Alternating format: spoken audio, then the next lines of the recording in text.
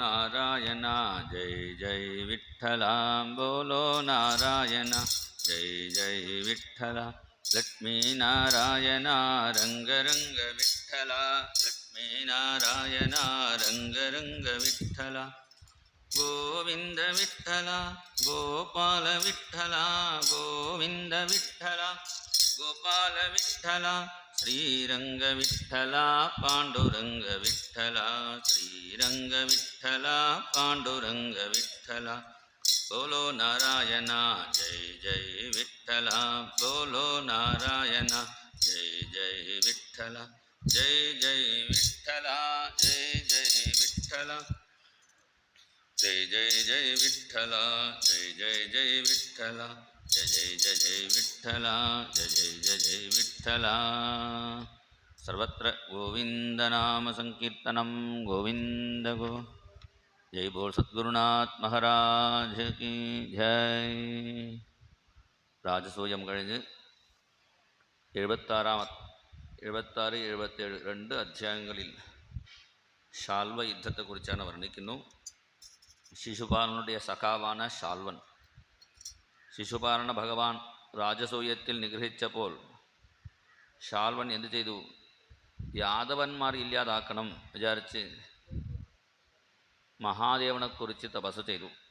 മഹാദേവനാണ് ക്ഷിപ്രപ്രസാദി, പെട്ടെന്ന് അനുഗ്രഹിക്കും. പെട്ടെന്ന് അനുഗ്രഹം മാത്രമല്ല, പെട്ടെന്ന് ശുണ്ഠിയെടുക്കും. രണ്ടും കൂടി ഉണ്ടാവും. പക്ഷേ അസുരന്മാർ ഓരോ വിധത്തിൽ തപസ് ചെയ്യുന്നു. എന്തു ചെയ്തു? ആരാധയാമാസപ്പ പാംസുമുഷ്ടി, ഓരോ ദിവസം ഒരു പൊടി പുഴുതി മാത്രം കഴിച്ചുകൊണ്ട് തപസ് ചെയ്തു. ഇങ്ങനെ തപസ് ചെയ്യുമ്പോൾ മഹാദേവൻ മാത്രമേ ഓടി വരുള്ളൂ, മഹാവിഷ്ണു വരാറില്ല. എന്താ കാരണം?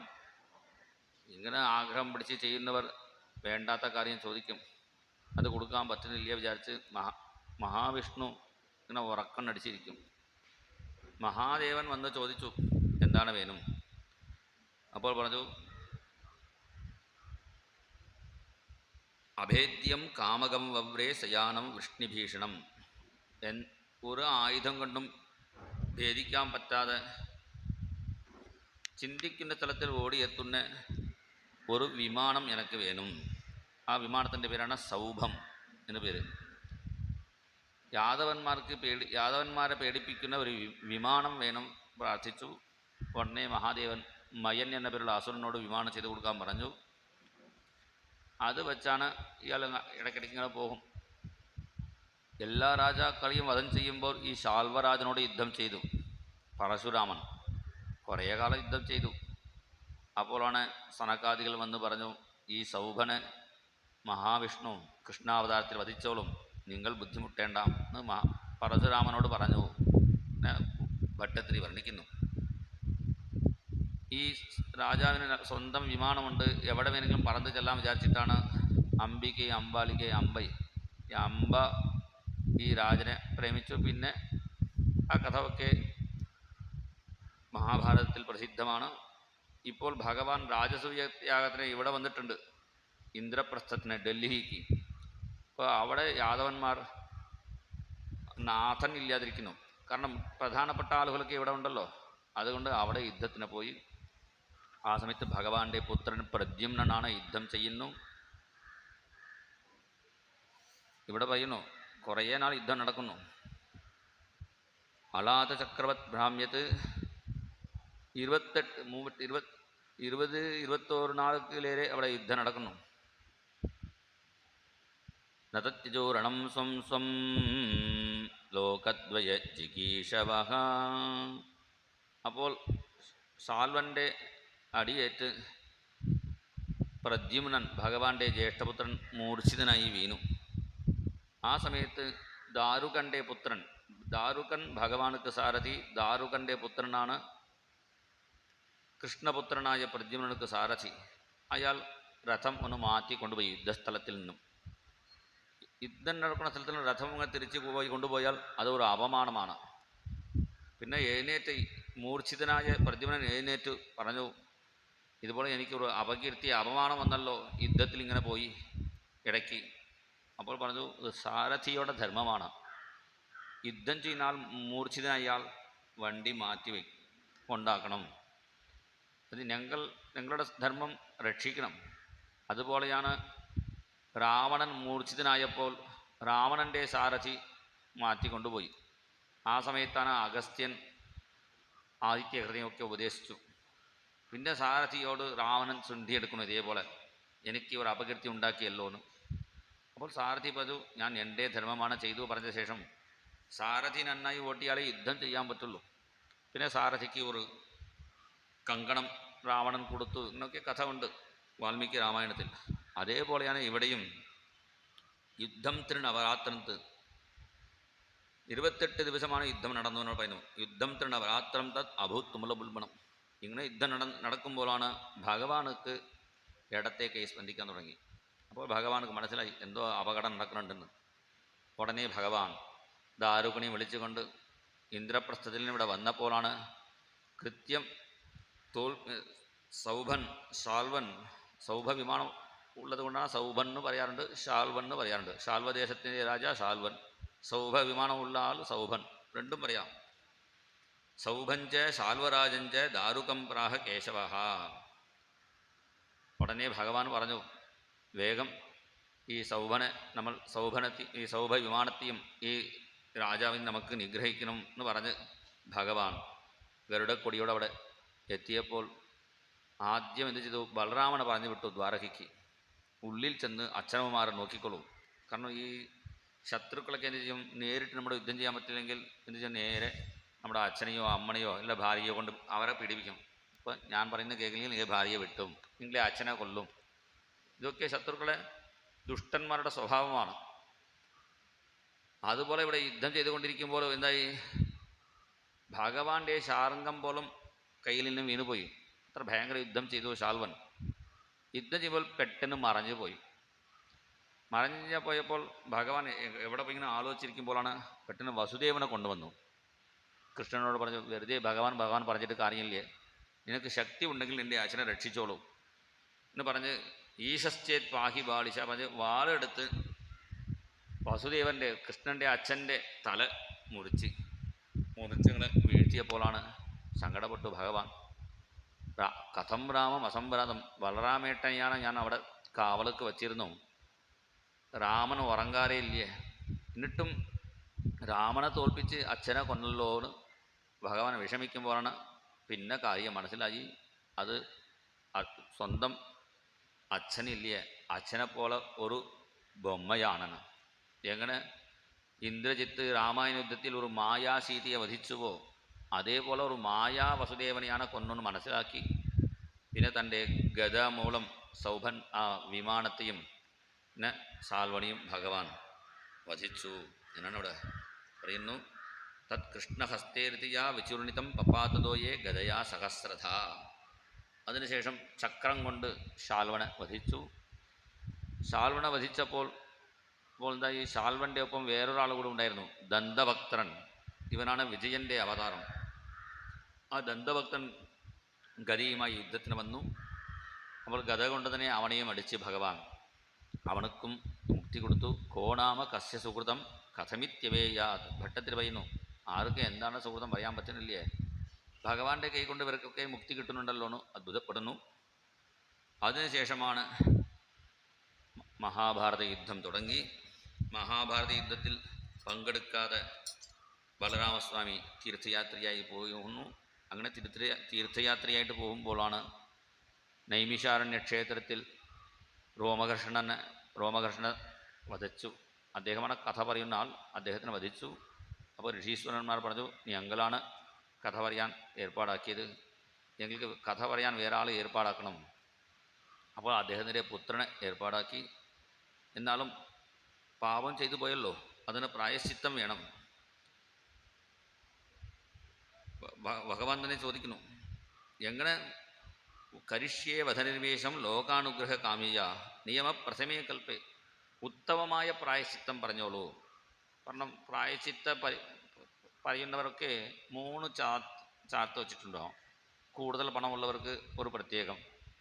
കാരണം ഗോദാനം ഭൂമിദാനമൊക്കെ നേരിട്ട് ചെയ്യണം, നേരിട്ട് പശുവിനെ കൊടുക്കണം, ഒരു വീട് കൃഷിസ്ഥലം കൊടുക്കണം, ഇതൊക്കെ നേരിട്ട് ചെയ്യണം. ഇത് കൂടുതൽ പൈസ ഉള്ളവർക്കേ കൊടുക്കാൻ പറ്റുള്ളൂ. സാധാരണക്കാർക്ക് ഗോദാനം ദശദാനം പറഞ്ഞാൽ അത് ചെയ്യാൻ പറ്റില്ലേ? ഇപ്പോൾ ഗോദാനത്തിന് പകരം ഒരു തേങ്ങയെ കൊടുത്താൽ മതി, ഒരു മുണ്ടും തേങ്ങയും കൊടുത്താൽ മതി. ഇപ്പോൾ എന്താ ഈ പണമുള്ളവർ അങ്ങനെ തന്നെ കൊടുക്കുന്നു. ഭൂമി ദാനം പറഞ്ഞാൽ ഭൂമിയെ നേരിട്ട് കൊടുക്കാൻ പറ്റാത്തവർക്ക് ഭൂമിയുടെ മണം ഉള്ള ചന്ദനക്കട്ടയെ കൊടുത്താൽ മതി. അങ്ങനെ ഇതിന് പകരം ഇങ്ങനെ കൊടുക്കാനൊക്കെ പറഞ്ഞിട്ടുണ്ട് ശാസ്ത്രങ്ങളിൽ. ഇവിടെ ബലരാമസ്വാമി പറയുന്നു, പ്രഥമേ കൽപ്പേ യാവാൻ സത്വ വിധീയതാം. ഉത്തമമായ കൽപ്പം അത് എന്താണോ അത് പറയൂ. അങ്ങനെ പറഞ്ഞ് ബലരാമസ്വാമി ആ നിയമങ്ങളൊക്കെ ചെയ്തു. അതിനുശേഷം വേറെ എന്താണ് എന്ന് ചോദിച്ചപ്പോൾ, ഞങ്ങൾ യാഗം ചെയ്യുമ്പോൾ വാവ് സമയങ്ങളിൽ, കറുത്ത വാവ് വെളുത്ത വാവ് സമയങ്ങളിൽ ഇൽവളൻ്റെ പുത്രൻ ബൽവളൻ പേരുള്ള അസുരൻ ഇവിടെ ഞങ്ങളെ ബുദ്ധിമുട്ടിക്കുന്നു. അയാളെ ഒന്ന് വധം ചെയ്താൽ നന്നായി.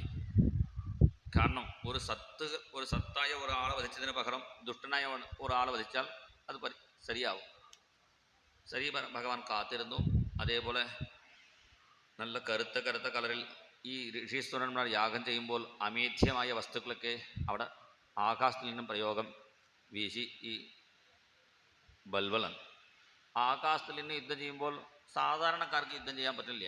പക്ഷേ ബലരാമസ്വാമിക്ക് നല്ല വലിയ കലപ്പ ഉണ്ടല്ലോ, അതുകൊണ്ട് കലപ്പ കൊണ്ട് ആ ആകാശത്തിൽ പറക്കുന്ന അവൻ്റെ കഴുത്ത് പിടിച്ചു. പിന്നെ കൊണ്ട് ഒറ്റയടി. ബലരാമസ്വാമി യുദ്ധം വളരെ എളുപ്പമാണ്. വില്ലെടുത്ത് ഇങ്ങനെ ലക്ഷ്യം വെച്ചുകൊണ്ട് ചെയ്യേണ്ട. കലപ്പ കൊണ്ട് കളിച്ച് തേങ്ങ ഉടയ്ക്കുന്നത് പോലെ മണ്ട ഉടച്ചു.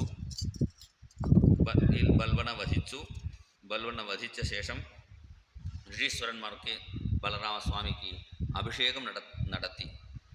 അഭ്യഷിഞ്ചൻ മഹാഭാഗാഹ വൃത്രഘ്നം വിബുധായഥ. വൃത്രാസുരനെ വധിച്ച ശേഷം ദേവന്മാർക്ക് എങ്ങനെ ഇന്ദ്രനെ അഭിഷേകം ചെയ്തുവോ അതുപോലെ അഭിഷേകം ചെയ്തു. പിന്നെ വൈജയന്തിമാല സമർപ്പിച്ചു. ദിവ്യമായ ആഭരണങ്ങൾ അതേപോലെ വസ്ത്രങ്ങളൊക്കെ കൊടുത്തു.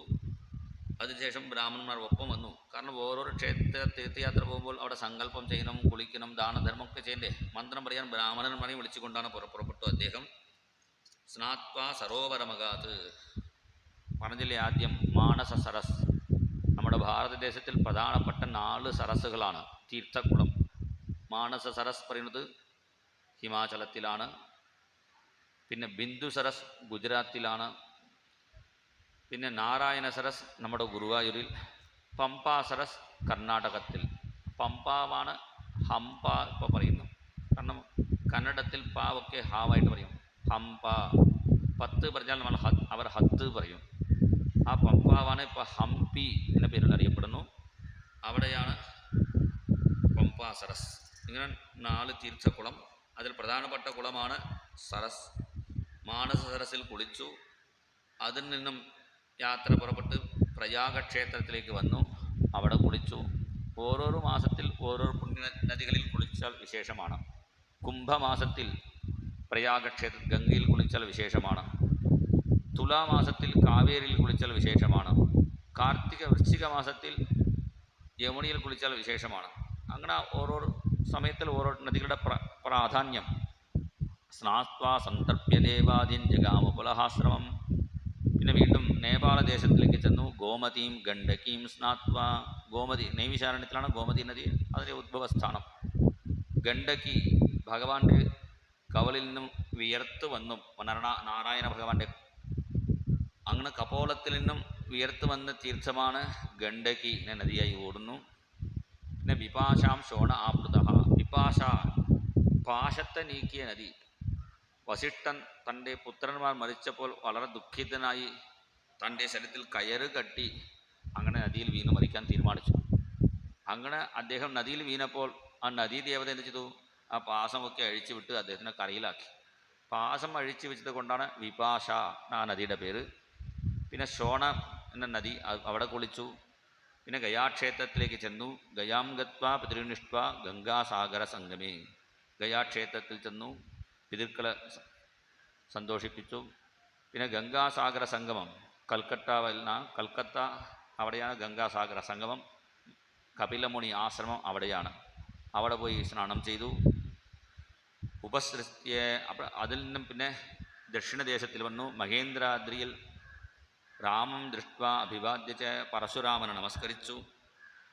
പിന്നെ വേണാനദി, പമ്പാനദി, ഭീമരഥി, ഇതൊക്കെ മഹാരാഷ്ട്ര ദേശത്തിലാണ്. അവിടെ സ്നാനം ചെയ്തു. പിന്നെ അവിടെ നിന്നും മഹാരാഷ്ട്രയിൽ ഇങ്ങനെ വരുന്ന വഴിയിൽ തിരുത്തണി ഒരു സ്ഥലമുണ്ട് തിരുപ്പതിയുടെ അടുത്ത്. അവിടെ ചെന്ന് സ്കന്ധം ദൃഷ്ട്വ യയൗരാമഹ, മുരുകപ്പെരുമാനെ നമസ്കരിച്ചു. പിന്നെ അവിടെ നിന്നും ശ്രീശൈലം മഹാക്ഷേത്രമാണ്. ശ്രീശൈലത്തിൽ പ്രവേശിക്കാൻ തന്നെ കൂടുതൽ പുണ്യമുണ്ടെങ്കിലേ അവിടെ എത്താൻ പറ്റുള്ളൂ. അവിടെ പടിഞ്ഞാറ് നോക്കിയിരിക്കുന്ന ശിവനാണ്. മിക്കവാറും ശിവക്ഷേത്രം കിഴക്കോട്ടാണ് ഇരിക്കും. പടിഞ്ഞാറ് നോക്കിയിരിക്കുന്ന ശിവനുക്ക് കൂടുതൽ ശക്തിയാണ്. പശ്ചിമാഭിമുഖം ലിംഗം സർപ്പാകാരം അവസ്ഥിതം സകൃത് ദർശന മാത്രേണ കോടി ജന്മാഘനാസനം. ഒരു പ്രാവശ്യം ആ ശ്രീശൈലത്തിൽ തൊഴുതാൽ മതി, കോടി ജന്മത്തിൻ്റെ പാപം നീങ്ങും എന്നാണ് പറയുന്നു. അങ്ങനെ ശ്രീശൈലം പോയി തൊഴുതു. പിന്നെ ദ്രവിഡദേശത്തിൽ പ്രധാനപ്പെട്ടതാണ് ദ്രവിഡേഷു മഹാപുണ്യം ദൃഷ്ട്വാദ്രിം വെങ്കടം പ്രഭു. വെങ്കടഗിരി പറയുന്നത് തിരുപ്പതിയാണ്. എന്തുകൊണ്ട് വെങ്കടഗിരി പെരുവെന്ന് ചോദിച്ചാൽ, ഒരു മഹാപാപിയായ ഒരു ബ്രാഹ്മണൻ സ്വന്തം ഭാര്യയെ വിട്ട് പിന്നെ കാട്ടിൽ പോയി കാട്ടുജാതിയിലുള്ള പെണ്ണെ വിവാഹം കഴിച്ച് അവളെയും ഉപേക്ഷിച്ച് ഇങ്ങനെ മഹാപാപിയായ ആ ബ്രാഹ്മണൻ അപരാധം ചെയ്തപ്പോൾ ആ കാട്ടിലിരിക്കുന്നവർക്ക് ഈ ബ്രാഹ്മണനെ കൊല്ലാൻ പറഞ്ഞു. ഓടി രക്ഷപ്പെടാൻ വേണ്ടി ഇവിടെ തിരുപ്പതി മലയിൽ കാലുകുത്തി. അവിടെ തിരുപ്പതി മലയിൽ മഹർഷിമാർക്ക് ജപിച്ചുകൊണ്ടിരിക്കുന്നു, തപസ് ചെയ്തുകൊണ്ടിരിക്കുന്നു. ഈ ബ്രാഹ്മണൻ തിരുപ്പതി മലയിൽ കാലുകുത്തിയപ്പോൾ ആ ബ്രാഹ്മണൻ്റെ ശരീരം കത്താൻ തുടങ്ങി. എല്ലാവരും നോക്കി, എന്താ അത്ഭുതം, ഈ ബ്രാഹ്മണൻ ഇവിടെ എന്താണ് കത്തുന്നുണ്ടല്ലോ നോക്കി. കുറച്ച് കഴിഞ്ഞപ്പോൾ വീണ്ടും ബ്രാഹ്മണൻ വരുന്നു. അപ്പോൾ അവർക്ക് മനസ്സിലായി, അവിടെ കത്തിയത് ബ്രാഹ്മണനില്ല, ബ്രാഹ്മണൻ്റെ പാപമാണ് കത്തിപ്പോയത്. അതുകൊണ്ട് തിരുപ്പതിയിൽ കാല് കുത്തിയാൽ തന്നെ നമ്മുടെ പാപമൊക്കെ നശിക്കും. അതുകൊണ്ടാണ് വേങ്കടം പേര് വരാൻ കാരണം. വേകാരത പ്രാഹുരഘം ശമസ്തം കടസ്തു തദ്ദാഹ ഇതിരിയത്തെ ബുധൈഹി. വേ പറഞ്ഞാൽ പാപം, കടം പറഞ്ഞാൽ അത് ഭസ്മമാക്കുന്നു. അതുകൊണ്ടാണ് അയം ഗിരിഹി വേങ്കടനാമധേയ. വേങ്കടം എന്ന് പേര് വരാൻ കാരണം അത് ഒരു 7 മലകളിൽ ഒരു മലയുടെ പേരാണ്. പിന്നെ അഞ്ജനാദ്രി, വേങ്കടാദ്രി 7 മലകളാണ്. അഞ്ജനാദേവി തപസ് ചെയ്ത് ആഞ്ജനേയൻ സ്വാമി അവിടെ ജനിച്ചത് കൊണ്ടാണ് അഞ്ജനാദ്രി എന്ന് പേര് വരാൻ കാരണം. ഇങ്ങനെ തിരുപ്പതി പോയി ദർശനം ചെയ്തു. അതിനുശേഷം കാമകോഷ്ണി, പുരിയും കാഞ്ചിയും, കാഞ്ചി ക്ഷേത്രത്തിൽ വന്ന് കാമാക്ഷി ദേവിയെ നമസ്കരിച്ചു. കാമാക്ഷി ദേവിക്ക് കൂടുതൽ ശക്തിയാണ്. കാഞ്ചീപുരത്തിൽ 71 ക്ഷേത്രങ്ങളാണ്. പ്രധാനപ്പെട്ട വിഷ്ണു ശിവക്ഷേത്രങ്ങളൊക്കെ ഉണ്ട്. എല്ലാ ക്ഷേത്ര ദേവന്മാരും കാമാക്ഷിയെ നോക്കിയിരിക്കുന്നു. പിന്നെ അവരിൽ നിന്നും പുറപ്പെട്ട് ശ്രീരംഗം തിരുച്ചിറാപ്പള്ളി ശ്രീരംഗ ക്ഷേത്രത്തിലേക്ക് വന്നു. കാവേരീഞ്ച സരിദ്വരാം ശ്രീരംഗാഖ്യം മഹാപുണ്യം എത്ര സന്നിഹിതോ ഹരിഹി. ശ്രീരംഗക്ഷേത്രത്തിൽ വന്ന് തൊഴുതു.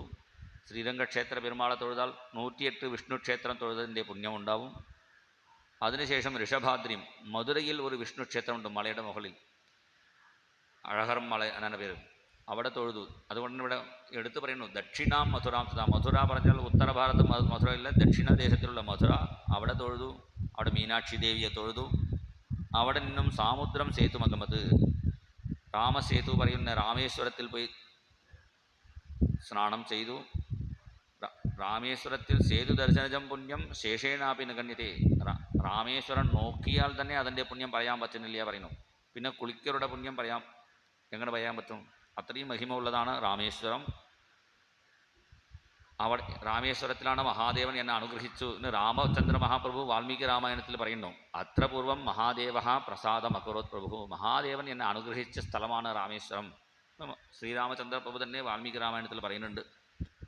അങ്ങനെ രാമേശ്വരത്തിൽ പോയി ബ്രാഹ്മണന്മാർക്ക് ദാനങ്ങളൊക്കെ ചെയ്തു.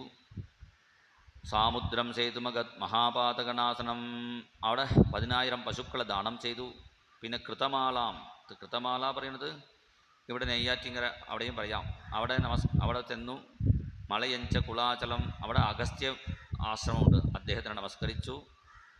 അതിനുശേഷം ദക്ഷിണം തത്ര കന്യാകുമാരി ദേവിയെ ദർശനം ചെയ്തു. ദുർഗാം ദേവിയും ദദർശ സഹ. അതിനുശേഷം ഫാൽഗുണമാസാദ്യ 5 തീർത്ഥക്കുളമുള്ള തിരുവനന്തപുരത്തിൽ പോയി പത്മനാഭസ്വാമിയെ തൊഴുതു. വിഷ്ണു സന്നിഹിതോ യത്ര സ്നാത്വാസ്പരസത് ഗവായുതം, അവിടെയും 10,000 പശുക്കളെ ദാനം ചെയ്തു. രാമേശ്വരത്തിലും തിരുവനന്തപുരത്തിലും 10,000 പശുക്കളെ ദാനം ചെയ്തു പറഞ്ഞാൽ എന്താ അർത്ഥം? അത്രയും ബ്രാഹ്മണന്മാർ ഉണ്ടായിരുന്നു. 10,000 ബ്രാഹ്മണന്മാർ ഉണ്ടായിരുന്നു. ഉണ്ടെങ്കിലേ ദാനം ചെയ്യാൻ പറ്റുള്ളൂ. അതുകൊണ്ട് 2 ക്ഷേത്രത്തിലും ദാനം ചെയ്തതിൻ്റെ എടുത്ത് പറയുന്നു. അതിനുശേഷം തത്വ അഭിവൃദ്ധ്യ ഭഗവാൻ കേരളാവസ്തു.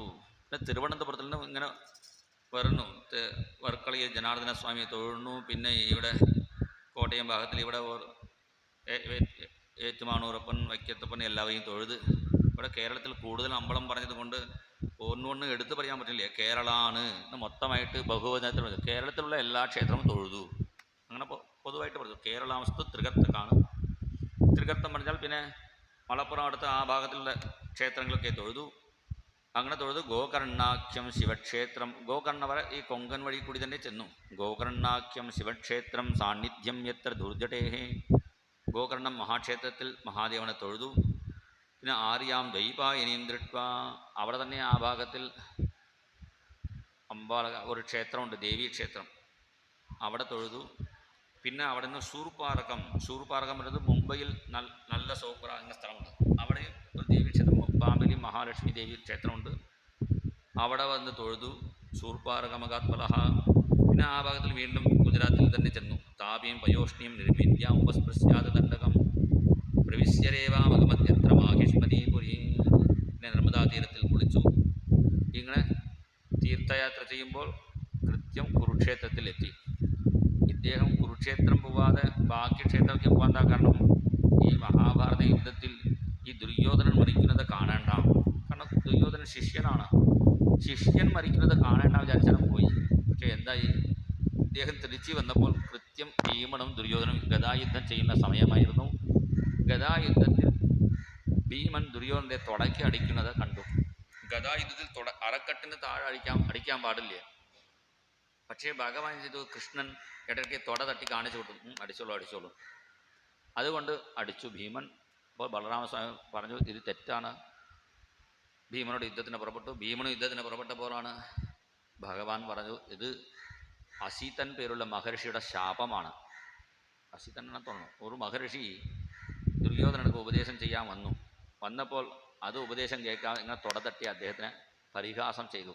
അപ്പോൾ അദ്ദേഹം ശാപം കൊടുത്തു, നിൻ്റെ തുടയിലടിച്ചാണ് നിനക്ക് മരണം. ആ ശാപം സത്യമാക്കാൻ വേണ്ടിയാണ് ഭീമൻ അടിച്ചു എന്ന് പറഞ്ഞ് ഭഗവാൻ സമാധാനം ചെയ്തു.